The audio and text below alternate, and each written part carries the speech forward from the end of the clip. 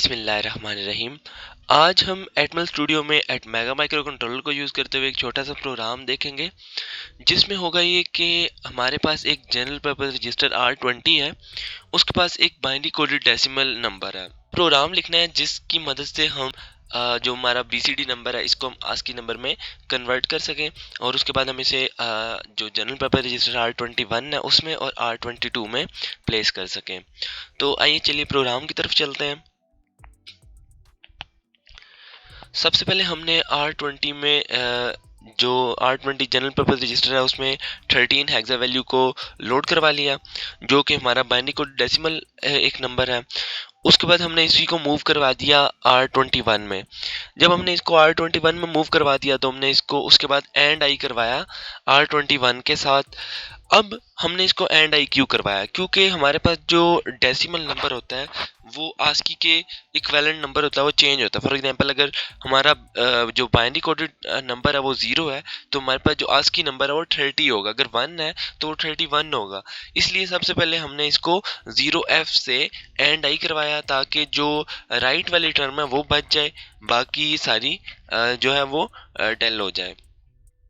तो अब जब हम इसको देखते हैं कि हमारे पास 13 हेक्सा नंबर था, तो इसको हमने जब एंड आई करवाया 0x0f के साथ, तो इसके बाद जब इसके साथ वो एंड हो जाएगा तो हमारे पास 1 जब 0 के साथ एंड होगा तो वो हमारे पास 0 देगा, और 3 जब f के साथ एंड होगा तो वो 3 ही आएगा। तो हमारे पास उसके बाद जो R21 है इसमें जो वैल्यू बचेगी वो 03H होगी। उसके बाद हमने किया ये कि हमने और आई की कमांड यूज़ की और हमने इमीडिएट वैल्यू 30 के साथ उसको और करवाया, क्योंकि मैंने आपको बताया था कि जो हमारा सिंपल 0 होता है वो 30 के इक्विवेलेंट होता है।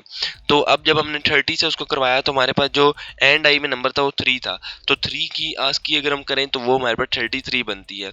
तो उसको जब हम 30 से R21 को जब और आई करवाएंगे तो 3 0 से और होके 3 बच जाएगा, और उधर से वो वाला 3 0 से और होके 3 बच जाएगा, और हमारे पास 33 हेक्सा आ जाएगा। और उसके बाद जो हमारे पास लास्ट स्टेप थे वो ये थे कि हमने इन्हीं को प्लेस कर देना है R21 और R22 में।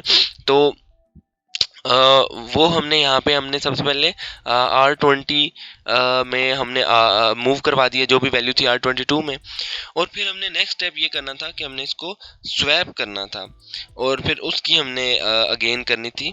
तो हमने इसको किया ये कि हमने R22 में जो भी वैल्यू थी उसको हमने स्वैप कर दिया, और हमारे पास जबकि जो R20 में वैल्यू थी वो हमारे पास 13 थी। 13 को जब हमने स्वैप किया तो हमारे पास 31 आ गया।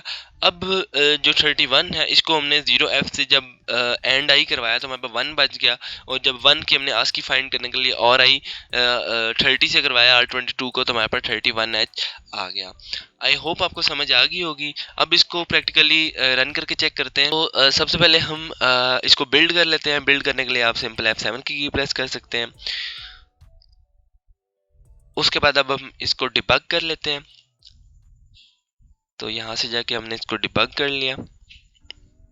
अब हम यहाँ से डिबग में जाके विंडोज़ में जाके प्रोसेसर के स्टेटस को ओपन कर लेते हैं। तो अब हम इसको स्टेप बाय स्टेप देखेंगे। स्टेप बाय स्टेप देखने के लिए हम F10 की प्रेस कर सकते हैं, अदरवाइज यहाँ से स्टेप पावर का बटन प्रेस कर सकते हैं।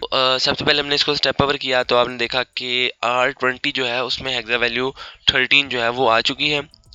उसके बाद जब हमने इसको अगेन स्टेप पावर किया तो आप देख सकते हैं कि R20 में जो भी वैल्यू थी वो R21 में भी मूव हो चुकी है।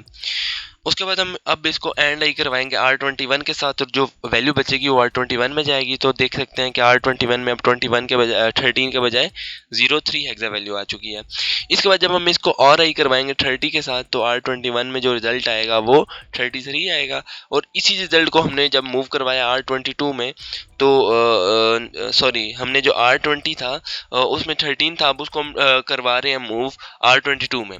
R22 में मूव करवाने के बाद हमने इसको स्वैप करवा दिया।